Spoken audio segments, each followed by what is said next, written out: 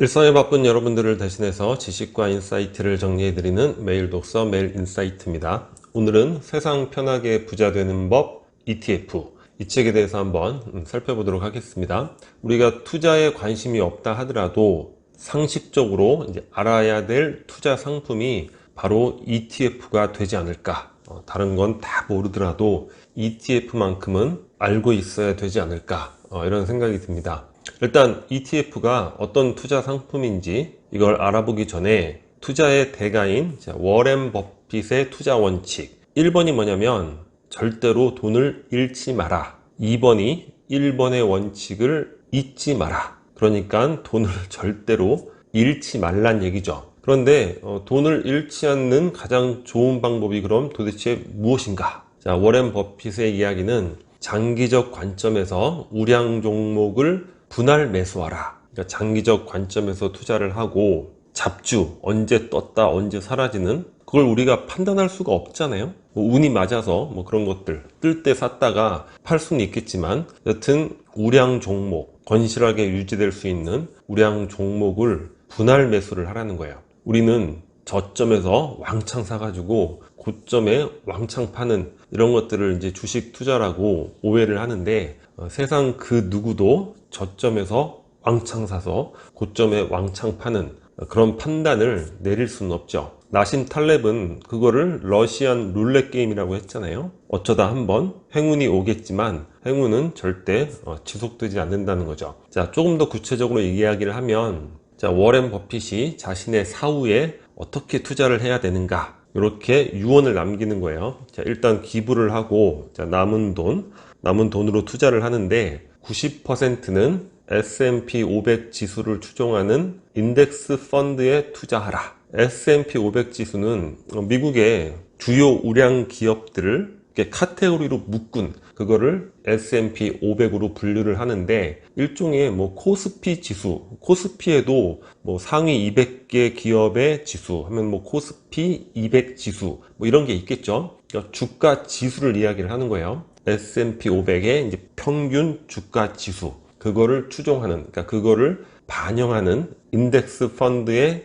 투자하라는 거죠. 바로 이러한 그 인덱스 펀드를 ETF라고 할 수 있죠. 그러니까 ETF는 뭐냐면 자, S&P 500에 속하는 그런 기업들 그것들을 이제 일정한 비율대로 구입을 해서 그걸 이제 총량으로 지수화 시킨 건데 그 지수화 시킨 그 상품 자체를 하나의 주식처럼 상장시켜 놓은 거예요. 그거를 ETF라고 하는 거죠. 좀 이따가 조금 더 자세하게 말씀을 드릴 텐데 자, 일단 90%는 인덱스 펀드에 투자를 하라고 한 거예요. 자, 그 근거는 뭐냐면 평균 60% 이상은 지수 상승보다 성과를 내지 못한다는 거예요. 그러니까 예를 들면 우리 코로나 이전에 지수가 이제 1500 밑이었잖아요. 물론 지금은 3000 밑으로 떨어졌는데 3000이었던 시점을 가정을 하면 1500대 코스피 지수를 추종하는 그런 인덱스 펀드 ETF를 구입을 했다면 3000 지수가 됐을 때 2배 가량의 수익을 얻게 되는 건데 많은 사람들이 그때 투자를 시작했잖아요. 그 중에 60% 이상 2배 이하의 이제 수익을 발생을 시키는 거죠.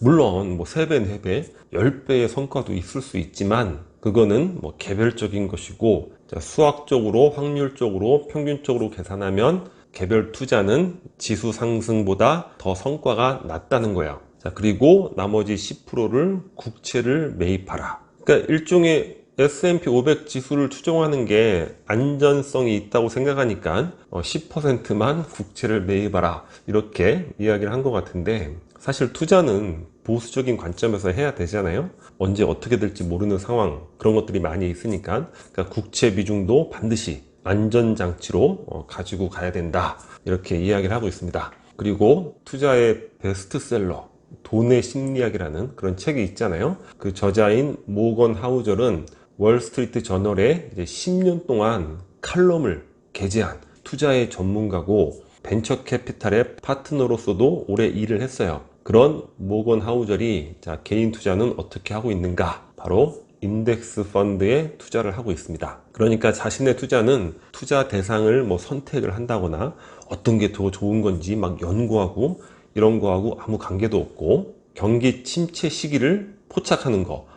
언제 저점이고 언제 고점이고 경기 침체가 어떻게 될 것인가 막 이거 연구하고 이런 거하고 아무 관계가 없다는 거예요. 자신의 투자는 딱 세 가지의 바탕을 두고 있는데, 첫 번째는 높은 저축률입니다. 사실 우리가 저축만 열심히 해도 어느 정도의 충분한 재정적 생활을 할 수 있잖아요. 주변에 돈 많아 보이는 사람들이 뭐 부러워서 과도하게 뭐 투자를 할 수 있지만, 사실은 저축률이 중요하죠. 그리고 투자라는 게 저축해둔 돈이 없으면 사실 불가능하죠. 그러니까 이런 관점에서 워렌 버핏은 분할 매수를 하라는 거죠. 저축 자체가 투자가 되는 거죠. 매달 30만 원이면 30만 원씩 분할 매수가 되는 이런 관점을 이야기를 한 건데, 여튼 높은 저축률. 두 번째는 인내심, 장기적 관점에서 기다릴 줄 알아야 된다는 거예요. 복리 효과 뭐 이런 것들 있잖아요. 그리고 세 번째는 세계 경제가 수십 년간 가치를 창출할 거라는 낙관적 시각. 바로 이러한 투자의 대가도 막 대상 연구하고 막 시점 연구하고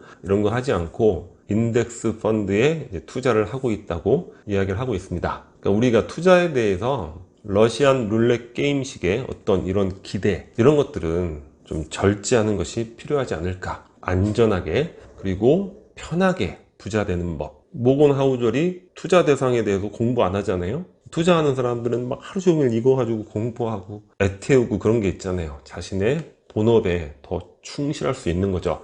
우리도 다 자신만의 본업이 있잖아요. 그런 것에 충실해서 거기서 수익을 올리는 것이 사실은 재정 관리에 있어서 더욱더 필수적인 부분이 되는 거죠. 그래서 이러한 ETF를 이용함으로 인해서 편하게 부자 되는 법, 이런 것들을 이제 선택해 볼 수 있는 거죠. 보다 구체적으로 ETF에 대해서 말씀을 드리면, 아까는 이제 주가 지수 그 자체를 하나의 주식처럼 거래하는 이런 ETF도 말씀드렸는데, 테마별 투자가 가능해요. 어떤 테마를 정해서 그와 관련된 기업들을 또 일정한 비율씩 구입해서 이렇게 묶어 놓은 투자 상품, 이거 자체가 상장되어 있는 이런 ETF도 많이 있죠. 예를 들면 이런 것들, 2차 전지 ETF, 수년간 굉장히 핫하잖아요. 그러니까 2차 전지와 관련된 기업들로 구성을 해놓은 그런 상품이 되는 것이고, 퓨처 모빌리티 ETF, 뭐 미래 자동차에 관련된 전기 자동차라든가 그런 것들을 구성. 이커머스 ETF, 뭐 아마존이라든가 알리바바, 이커머스와 관련된 기업들. 중국 바이오 ETF. 이 책에는 ETF에 대해서도 소개를 하고 있지만, 앞으로 세계 경제의 흐름, 어떤 테마가 세계 경제를 이끌어갈 수 있을 것인가, 그와 관련된 뭐 리포트 형식의 글들도 꽤 많이 있는데, 경제 상식을 공부하는 데 있어서 굉장히 유용했던 그런 부분이었던 것 같아요. 중국 바이오, 인구가 거대하잖아요. 또 고령화가 되어 가고 있고, 국가에서 바이오에 대대적으로 투자를 하고 있고, 수요가 많이 발생할 것이고, 그래서 중국 바이오와 관련된 그런 기업들만 모아놓은 ETF, 또 반도체 ETF, 미래의 성장 산업으로 여겨지고 있는 메타버스와 관련된 그런 ETF, 이런 것들을 뭐 수년간 이상 보유를 해나간다면 또 일정한 성과를 우리가 얻어볼 수 있는 것이 되겠죠. 그리고 ETF는 이제 펀드와 다른 거는 즉시 구입, 즉시 환매가 가능하다는 거예요. 저도 예전에 펀드 투자 해봤는데, 환매하면 뭐 시간도 좀 걸리고 그런 부분들이 있고, 또 개별 투자와 다른 점은, 물론 뭐 테마별 투자라는 것도 다르지만, 내가 개별적으로 2차 전지를 포트폴리오를 구성해야 되겠다. 그러면은 LG 에너지 솔루션만 해도 한 주만 살려고 해도 막 수십만 원이고, 삼성 SDS 또 수십만 원, 뭐 SK도 수십만 원. 구입하기가 어려운 거죠. 분할 매수 자체가 어려운 거죠. 그거를 포트폴리오를 구성해서 작은 금액으로 이제 상장시켜 놨으니까 얼마든지 그 구성 비율대로 내가 소금액도 투자를 할 수 있는 이런 것들이 장점이 되겠죠. 앞으로 뭐 금리가 올라갈 수도 있겠지만 아직은 너무 낮잖아요. 낮은 금리, 이런 상황에서 비교적 안전하고 편안한 투자, ETF가 되지 않을까, 그런 생각을 해보게 됩니다. 자, 오늘 영상은 여기서 마치도록 하겠습니다. 캐릭터처가 구독 버튼이고요. 구독과 좋아요 많이 부탁드리겠습니다. 감사합니다.